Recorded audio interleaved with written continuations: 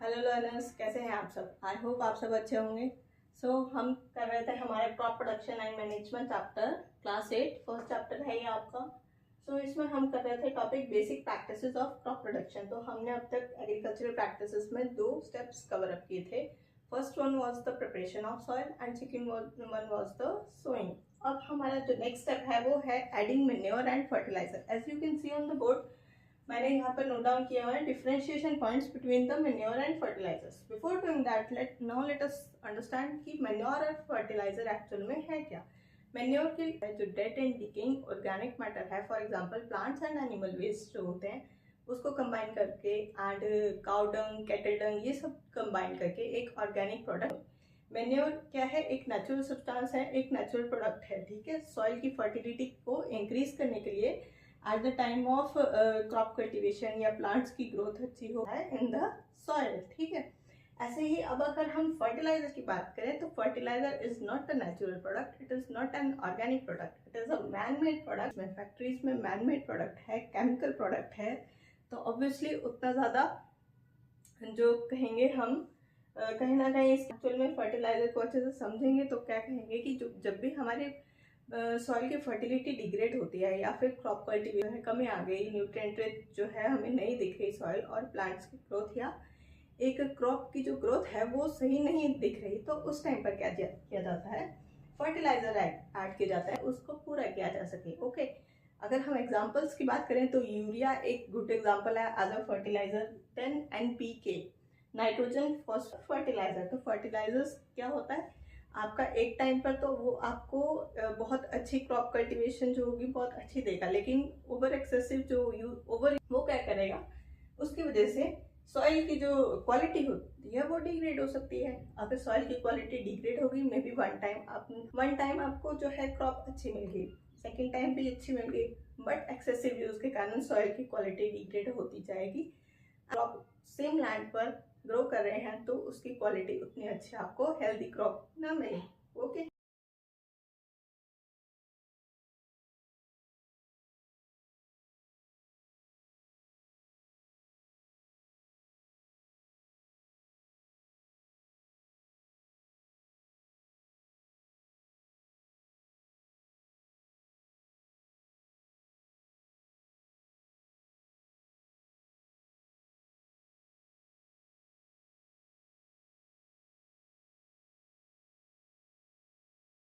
तो ये तो थी आपकी जो बेसिक डेफिनेशंस की हम बात करें, बेसिक कंसेप्ट जो था मैन्योर और फर्टिलाइजर को अंडरस्टैंड करने के लिए वो ये था। अब नेक्स्ट स्टेप जो आता है वो है differentiation between manure and fertiliser, जो कि आपको एक क्लैरिटी देगा अच्छे से इस कॉन्सेप्ट के लिए। Now let us see on that कि मैन्योर क्या है? एक नेचुरल सब्सटेंस है obtained from the cattle dung and the plant residues. Okay, and fertiliser as we talk that कि it is a man made inorganic salt. Okay, manure can be prepared in the field, but then manure provides a lots of humus to the soil. Humus क्या है? एक जो soil की fertility होती है, humus वो content होता है, humus वो layer होती है जो soil की fertility को increase।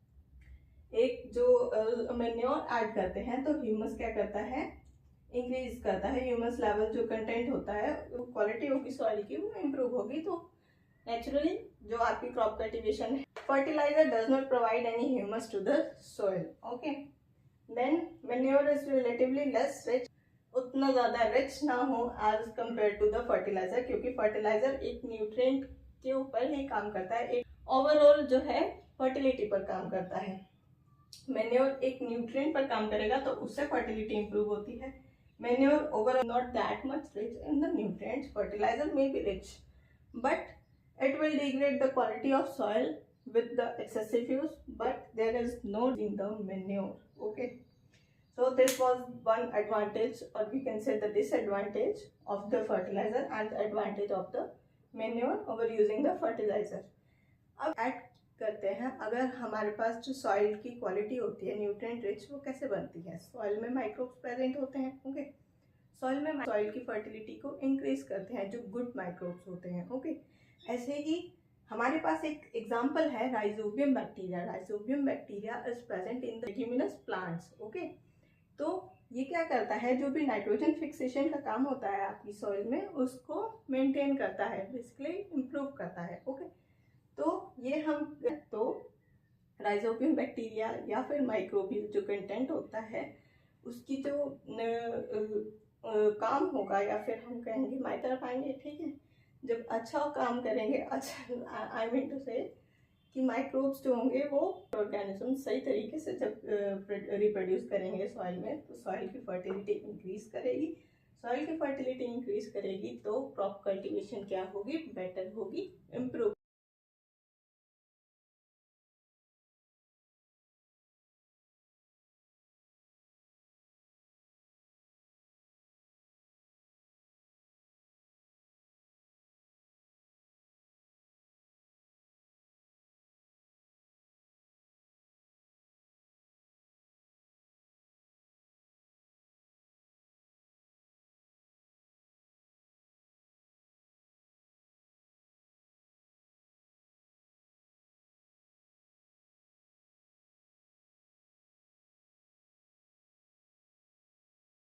का क्रॉप रोटेशन क्या है या फिर क्रॉप रोटेशन को क्यों फॉलो किया जाए।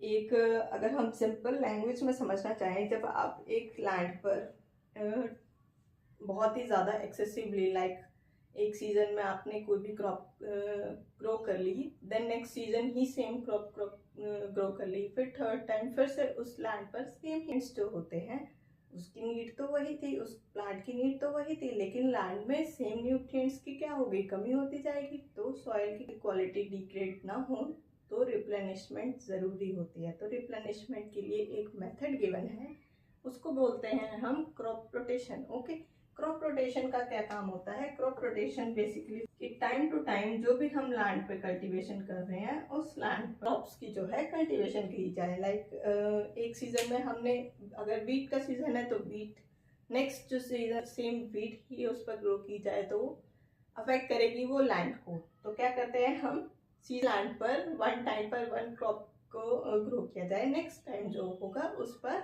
किसी और प्लांट का जो है सीड को सो किया, तो वो डिफरेंट टाइप्स ऑफ कल्टीवेशन होगी, उसको क्या बोलते हैं, crop rotation during the different intervals of time at the same land.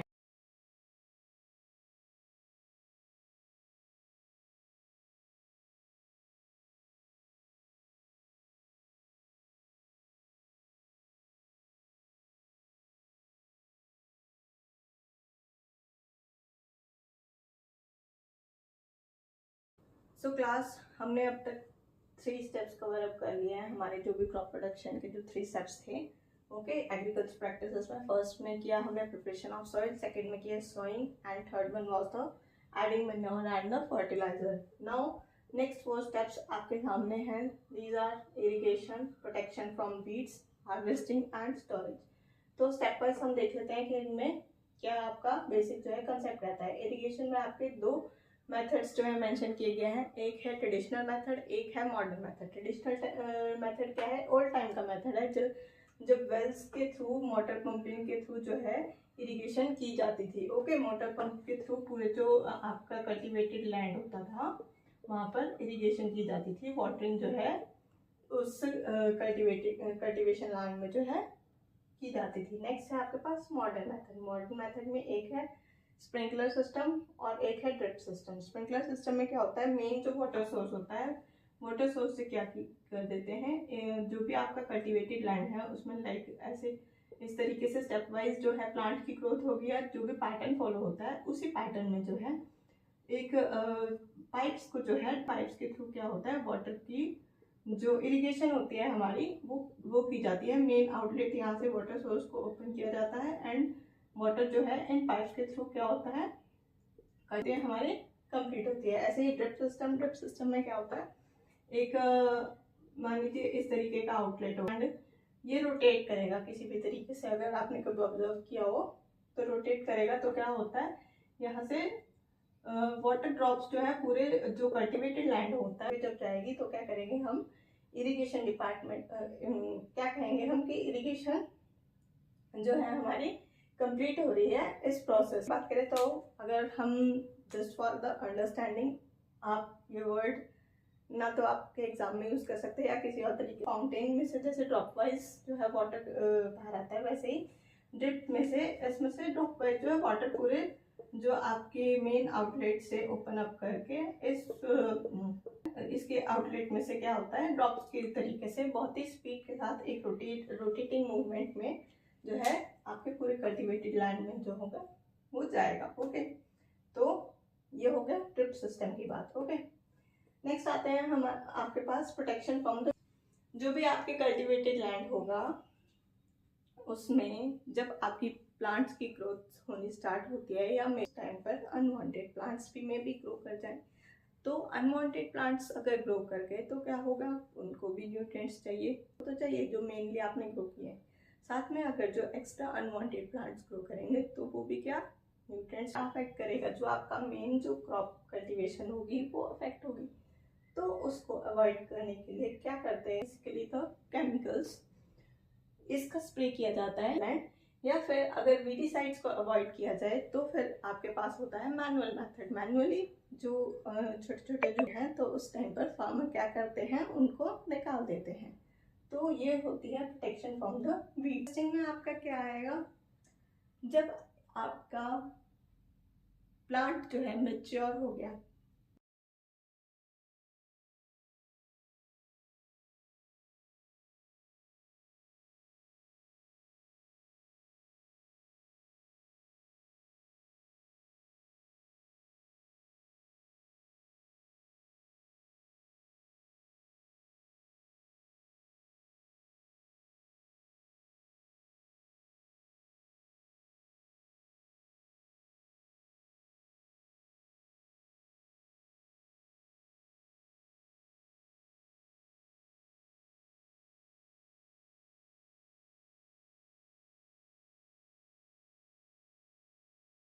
Next step क्या है, कटिंग का। तो उस कटिंग वाले स्टेप को हम कहेंगे harvesting. Harvested from the chef. Specifically सबसे पहले क्या होगा कि कटिंग होगी या जिस भी तरीके से वो क्रॉप की जो है हार्वेस्टिंग की जाती है बेसिक, उसमें आपकी हार्वेस्टिंग में कुछ वर्ड्स यूज किए गए हैं, थ्रेशिंग और विनोइंग। थ्रेशिंग क्या होता है, ग्रेन सीड्स सेपरेटेड फ्रॉम, देखा हो कि एक जो हमारा मेन सीड पार्ट होता है वो अलग, मेन पार्ट जो हमें सीरियल्स में से पल्सेस में से वीट चाहिए, राइस चाहिए, तो वीट जो मेन पार्ट होगा उसका सीड वो अलग निकालेंगे एंड जो वेस्ट होगा उसका उसको अलग from the chaff. This is known as the threshing. और थ्रेशिंग जो है एक तो सिकल का यूज किया जाता है लाइक फॉर द मैनुअल, अगर मैनुअली क्या होता है आजकल हार्वेस्टर का यूज किया जाता है with the help of machine, जिस मशीन को हम कहते हैं हार्वेस्टर। ओके, अब नेक्स्ट पार्ट जो है हार्वेस्ट लैंड्स होते हैं, जो स्मॉल लैंड का कल्टीवेशन करते हैं कुछ फार्मर्स, तो वहाँ पर क्या होता है, विनोइंग एक स्पेशल मशीन होती है। It will work basically on the like the level पर काम कर रही है। तो विनोइंग क्या होगी, स्मॉल लैंड पर जो काम कर रही है वहाँ पर एक मशीन का यूज किया जाता है और उस प्रोसेस को बोलते हैं हम comes as the storage part. Storage में क्या रहता है, जब आपका हार्वेस्टिंग हो गई, जब आपकी पूरी की पूरी जो हमने कट कर लिया, जो मेन क्रॉप चाहिए थी हमें वो हमारे पास आ गई है, तो एक बड़ी कट की उसी टाइम पर सारी की सारी मार्केट में यूज हो जाएगी।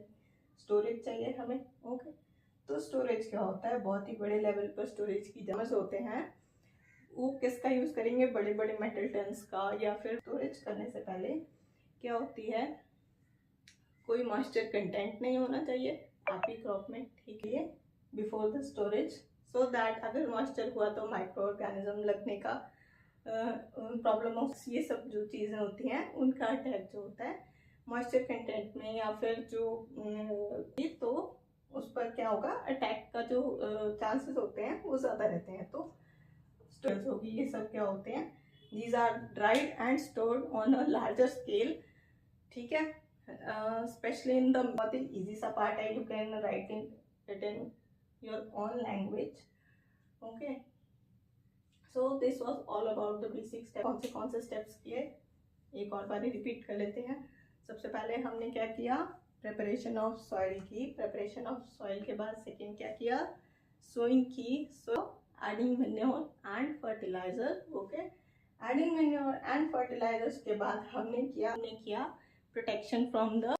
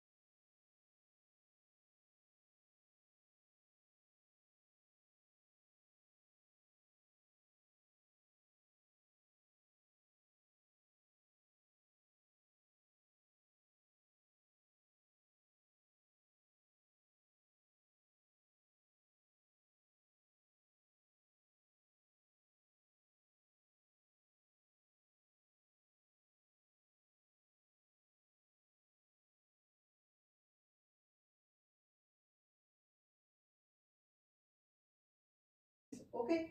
Fourth step is this, first listing के बाद हमने की स्टोरेज।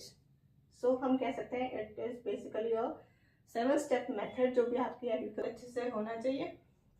नेक्स्ट लास्ट में एक आपका जो चैप्टर में है बहुत ही छोटा सा हस्बेंड्री रिलेटेड एक मेंशन है, वो बोलते हैं कुछ जो लोग होते हैं वो just they are not the plants and vegetables food like the they are not vegetarians. तो ह्यूमंस ऑब्वियसली नॉन वेजिटेरियंस होंगे, तो कि हमने देखा कि प्लांट्स की जो है बहुत अच्छे से केयर चाहिए उसको, 7 स्टेप्स हैं और स्टेप वाइज जो है उसको इनटेक, ठीक है, हमारी जो नीड्स होती है उसको हम फुलफिल कर पाए। ऐसे ही एनिमल हस्बेंड्री में जो भी जिन भी लोगों का काम होता है तो ये उनको प्रॉपर फूड शेल्टर प्रोवाइड किया जाता है and it comes up to the animal husbandry. बहुत ज़्यादा डिटेल में मेंशन नहीं है आपके इस चैप्टर में।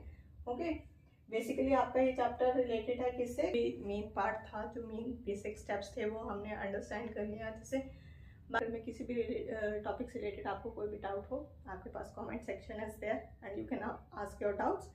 ओके, और रही आपका वो है क्वेश्चन आंसर्स वाला part, questions main questions part जो होंगे, जो भी इंपॉर्टेंट क्वेश्चंस हैं, जो भी मेन क्वेश्चंस आपके इस चैप्टर में। Okay, so till then